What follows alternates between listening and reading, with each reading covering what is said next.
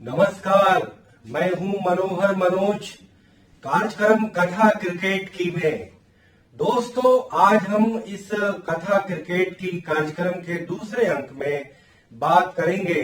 कि कल भारत और ऑस्ट्रेलिया के बीच हो रहे चौथे और अंतिम टेस्ट मैच में क्या नतीजा 2-1 का भारत के पक्ष में जाएगा या ऑस्ट्रेलिया के पक्ष में जाएगा। दोस्तों, ब्रिस्बेन के गाबा ग्राउंड में, जो दुनिया के सबसे फास्टेस्ट पिचों में एक माना जाता है, वहां पर होने वाले इस मैच में परिस्थितियां ऑस्ट्रेलिया के पक्ष में है, लेकिन टीम का जज्बा वो भारत के साथ है।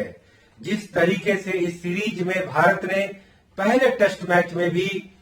3 दिन तक दबदबा बनाने के बाद अचानक दूसरी पारी में 36 रनों के रिकॉर्ड अंक संख्या में धूल धूसरित हो गई और उसके बाद विराट कोहली छुट्टी पर चले गए अपने पितृत्व अवकाश में, और उनकी अनुपस्थिति में और करीब करीब मोहम्मद शमी जैसे बॉलर की अनुपस्थिति में दूसरा टेस्ट मैच में जिस तरीके से भारत ने जोरदार वापसी की, और ठीक उसी तरीके से दूसरे टेस्ट मैच में शानदार तरीके से हराया। जहां पहले टेस्ट मैच में भारत ऑस्ट्रेलिया से बल्लेबाजी और गेंदबाजी में बिल्कुल बराबरी पर था, केवल दूसरी इनिंग में उनकी बल्लेबाजी उन्हें हार का सबब बनी, लेकिन दूसरे टेस्ट मैच में भारत पूरी तरह से हावी रहा और तीसरे टेस्ट मैच में एक ऐतिहासिक और रोमांचक ड्रॉ हुआ। वह टेस्ट मैच जिसमें कि पहले इनिंग में ऑस्ट्रेलिया को साफ साफ बढ़त मिली और दूसरी इनिंग में जब ऑस्ट्रेलिया ने भारत के एक गेंदबाज के अभाव में रविंद्र जडेजा के घायल होने के बाद जिस तरीके से उन्होंने 300 से ऊपर रन बना लिए और डिक्लेयर करके भारत को 400 रन का लक्ष्य दिया, तो ये साफ साफ लग रहा था कि ऑस्ट्रेलिया की परिस्थिति में बाकी बचे 1.5-2 दिन में भारत की टीम आसानी से आउट हो जाएगी और चेज नहीं कर पाएगी। लेकिन भारत की ओपनिंग जोड़ी रोहित शर्मा और शुभम गिल के साथ जिस तरीके से पहली पारी में शानदार शुरुआत की, ठीक वही शुरुआत दूसरी पारी में भी हुई और शुभम गिल ने अपनी वही टैलेंट और क्लास का पुनः परिचय दिया, और उसके बाद रोहित शर्मा टीम में वो जमते नजर आ रहे थे, लेकिन वह 54 रन के स्कोर पे 52 रन के स्कोर पर आउट हो गए। उसके बाद ये लगा कि भारत की टीम धाराशाही हो जाएगी, लेकिन कहीं न कहीं ऋषभ पंत को बैटिंग ऑर्डर में एक स्थान ऊपर भेजा जाना बड़े अच्छे तरीके से क्लिक कर गया, और कहीं न कहीं ऋषभ पंत एक तरह से अनप्रेडिक्टेबल खिलाड़ी है, जैसे कभी वीरेंद्र सहवाग हुआ करते थे। ऋषभ पंत ने वो अपना कारनामा दिखाया और 97 रन की शानदार पारी खेली, और वह भारत जो मैच एक तरह से हारने के कगार पर था, मैच बचाना उसके रिच के बाहर था, एक समय आया कि भारत उस मैच को जीत सकता था, लेकिन उसके बाद ऋषभ पंत आउट हो गए और फिर उसके बाद कहीं न कहीं इंजरी की समस्या जो इस सीरीज में भारतीयों के लिए अप्रत्याशित रूप से सामने आई। लगातार एक पर एक खिलाड़ी जो है सीरीज के होने के पहले से जो आउट होने शुरू हुए, लगातार वो सिलसिला जारी रहा और खेलने के दौरान करीब करीब 3-4 प्लेयर एक तरह से घायल हो गए, कहीं न कहीं उन्हें इंजरी का सामना करना पड़ा। लेकिन रविचंद्र अश्विन जो एक शानदार भारत के एक फाइटर प्लेयर है, जो कहीं न कहीं अनिल कुंबले की याद दिलाते हैं, और उन्होंने हनुमा विहारी के साथ, जो कि उन्हें भी एक तरह से इंजरी हो चुकी थी, रविचंद्र अश्विन को भी इंजरी थी, लेकिन उसके बाद इन दोनों ने जो गट्स का परिचय दिया और जिस तरीके से 40 ओवर से ज्यादा गेंदों को उन्होंने झेला, ऑस्ट्रेलियाइयों ने लगातार अपने गेंदों के शॉर्ट पिच, बाउंसर और तमाम तरह के उठती हुई गेंदों से भारतीय बैट्समैनों को लगातार उनके बॉडी लाइन गेंदबाजी की कहीं न कहीं चोट लगी, फिर भी उन्होंने जज्बा दिखाया और वह मैच एक तरह से ड्रॉ हो गया। लेकिन जो अंतिम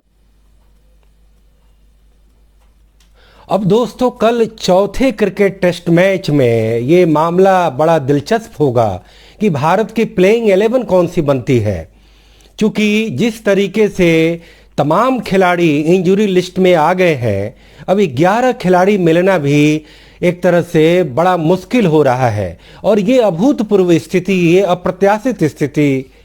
भारतीय क्रिकेट टीम में जो इस बार बनी है, वो इस बात का इशारा करता है कि किस तरीके से इस सीरीज में ऑस्ट्रेलियाई तेज गेंदबाजों ने भारतीय बल्लेबाजों के सामने एक बॉडी लाइन गेंदबाजी की है।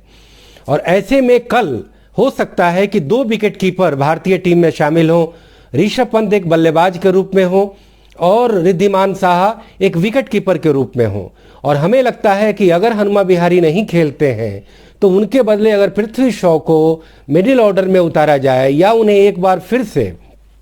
ओपनिंग का चांस दिया जाए तो इसमें कोई गलत बात नहीं होगी, क्योंकि पृथ्वी शॉ एक रेयर टैलेंट है, उनका भी लीन पैच चल रहा है और कहीं ना कहीं उन्हें एक कॉन्फिडेंस दिए जाने की ज़रूरत है और उनके कोच को उन अंदर आती गेंदों पर अपने स्टाम्प को बचाने की कला को एक तरह से फिर से उनमें कॉन्फिडेंस आने की बात करनी चाहिए। तो कल अगर अश्विन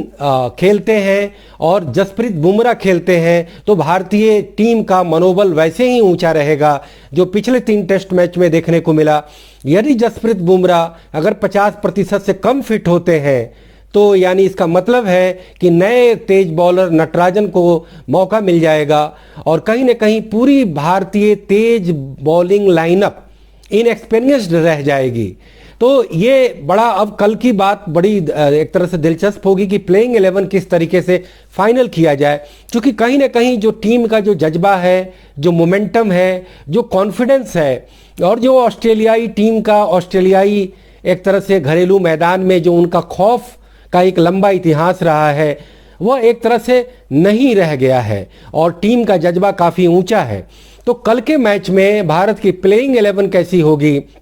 और फिर उस फास्टेस्ट पिच पे जिस पर ऑस्ट्रेलिया के रिकॉर्ड काफ़ी अच्छे रहे हैं, क्या भारतीय एक नया इतिहास बना पाएंगे, एक नया कारनामा दिखा पाएंगे?